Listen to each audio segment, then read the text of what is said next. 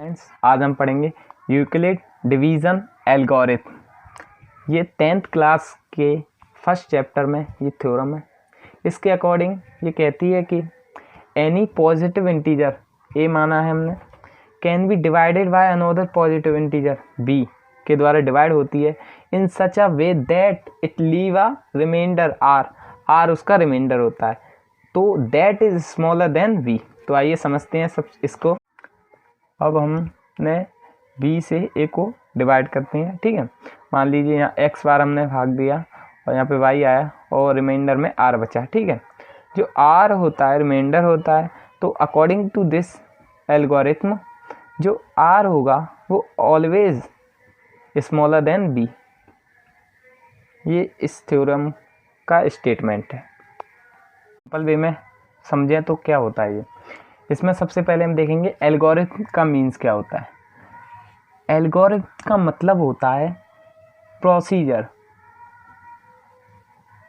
हम कोई भी मैथमेटिक्स में कोई भी हम प्रॉब्लम सॉल्व करते हैं तो उसका एक सेट प्रोसीजर होता है, उसके अकॉर्डिंग हम प्रॉब्लम को सॉल्व करते हैं।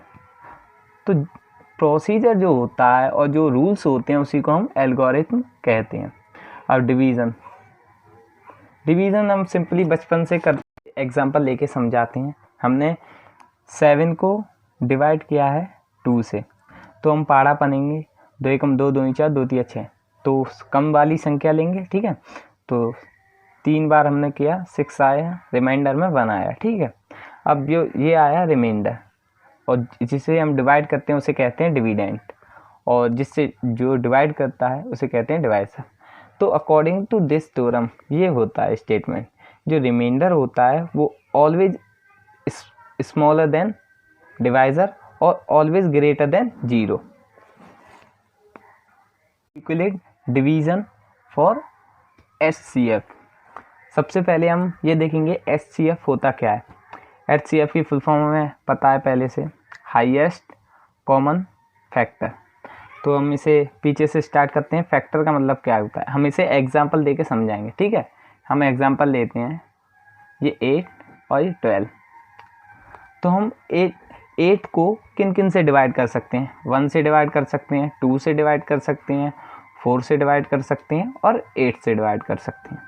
तो जिससे इसे डिवाइड कर सकते हैं वो होते हैं फैक्टर्स, ठीक है। अब हम 12 की देंगे, 12 को 1 से डिवाइड कर सकते हैं, 2 से कर सकते हैं, 3 से कर सकते हैं, 4 से कर सकते हैं, 6 से कर सकते हैं और 12 से कर सकते हैं।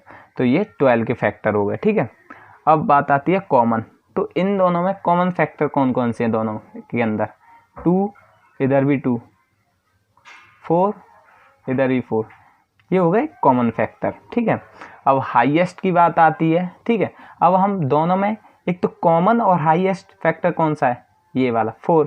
तो सिंपली HCF इसमें क्या हो गया, 4 HCF हो गया। लेकिन जो यूक्लिड डिवीजन और फॉर HCF होता है ये लॉन्ग डिवीजन, इसके अकॉर्डिंग HCF निकालते हैं, ठीक है। एग्जाम्पल हम वही वाला लेंगे 8 और 12, ठीक है। तो इसके अकॉर्डिंग ये सिंपली कहता है कि जो छोटी संख्या है, इसमें 12 और 8 में छोटी संख्या कौन सी है, 8। तो जो छोटी संख्या है उसे डिवाइजर लीजिए और जो बड़ी संख्या है उसे डिविडेंट में रखिए, ठीक है। अब उससे उसे डिवाइड कीजिए, तो हम इसे 1 बार देंगे, ठीक है, 8, 4 रिमाइंडर बचेगा, ठीक है। अब ये कहता है यूक्लिड डिवीजन के इसमें जो रिमाइंडर आया है उससे जो डिवाइजर है उसको डिवाइड कर दीजिए सिंपली।